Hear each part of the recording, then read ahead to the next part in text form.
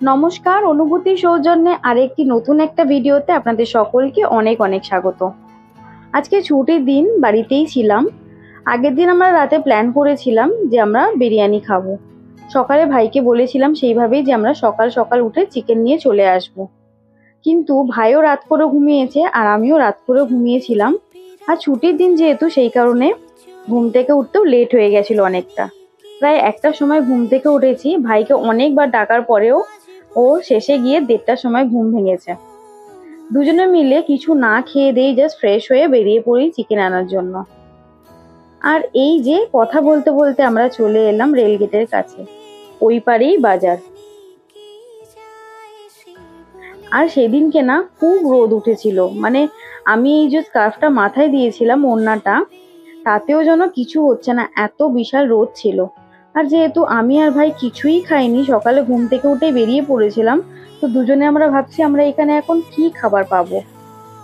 অনেকটা দুপুর হয়ে গেছিল, তাই জানি বুঝতেই পেরেছিলাম আগে থেকে যে আমরা কিছুই পাবো না। আর এই কথা বলতে বলতে আমরা বাজারে চলেও এলাম। দেখতেই পাচ্ছেন অর্ধেকেরও বেশি দোকান সব বন্ধ হয়ে গেছে। কিছু একটা দোকান খোলা আছে, মানে কিছু মাছের দোকান আর কিছু চিকেনের দোকান খোলা ছিল। যেহেতু ভাই আর আমি গিয়েছিলাম, তো বুঝতে পারছিলাম না কি নেব, কোথা থেকে নেব। শেষে পিছনকে ফোন করে ডাকা হলো, আর এইখান থেকে আমরা বেশ অনেকটা পরিমাণেই চিকেন নিয়ে নিলাম। বিরিয়ানি তো থাকবেই, সাথে ভেবেছিলাম সাইড ডিশ কিছু রাখা হবে, কিন্তু সময় না কুলানোর জন্য আর কিছু করা হয়নি। তো এখান থেকে চিকেনটা আমরা নিয়ে নিলাম।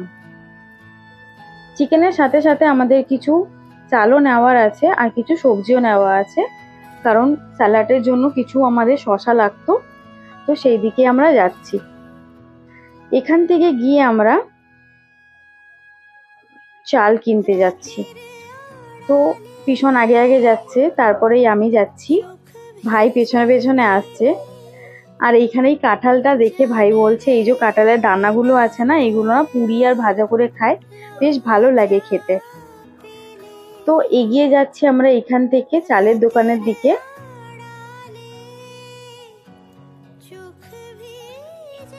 আর এই যে আমরা চলে এলাম চালের দোকানে। খাবার দরকার, শুধু আমি খাই, এই সম্বন্ধে আমার কোনো আইডিয়া নেই।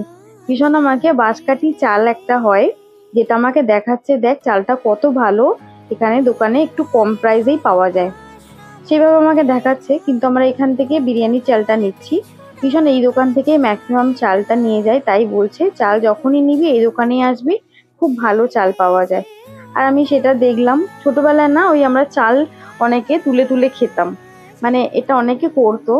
আর আমি ওখান থেকে না দুটো চাল নিয়ে একটু দেখলাম যে কেমন লাগছে।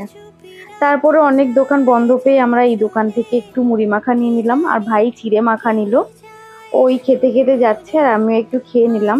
যেহেতু অনেকক্ষণ না খাওয়া, তো মুড়ি মাখাটা খেয়ে না ভীষণ ভালো লাগছিল। যা যা টুকিটাকি জিনিস নেওয়ার ছিল সব আমরা নিয়ে এই যাচ্ছি বাড়ির দিকেই।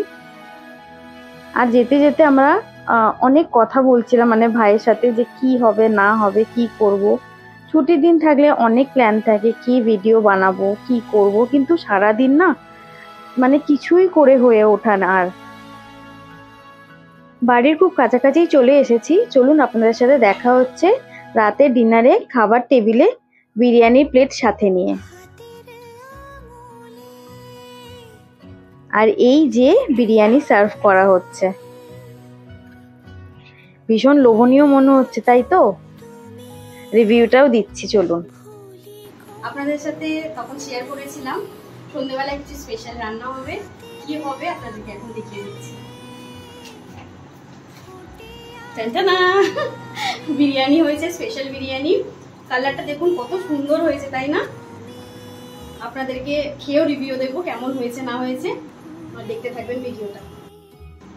সাথে আছে স্পেশাল রায়তা, মানে বিরিয়ানি তো শুকনো শুকনো লাগতেই পারে, আর বিরিয়ানির সাথে চাপও কমপ্লিমেন্টারি থাকে, কিন্তু আমাদের সাথে ভাগ্যবশত চাপটা এখন নেই, তাই রায়তা আছে। খুব ভালো কমপ্লিমেন্টারি যাবে। কোল্ড ড্রিঙ্ক তো অতি অবশ্যই থাকছে। আপনারা কারা কারা পছন্দ করেন বিরিয়ানি খেতে, অতি অবশ্যই কমেন্ট সেকশনে জানাবেন। আর রেসিপিটা দেখতে চাইলে মেঘবালিকা চ্যানেলটা অতি অবশ্যই ভিজিট করবেন, সাথে থাকবেন। বিরিয়ানিটা টেস্ট করে দেখি কেমন হয়েছে, পিছনে কেমন বানিয়েছে। প্রতিবারই খুব ভালো বানায়, রান্নার হাত ভীষণ ভালো, টপ লেভেল। টেস্ট করবো।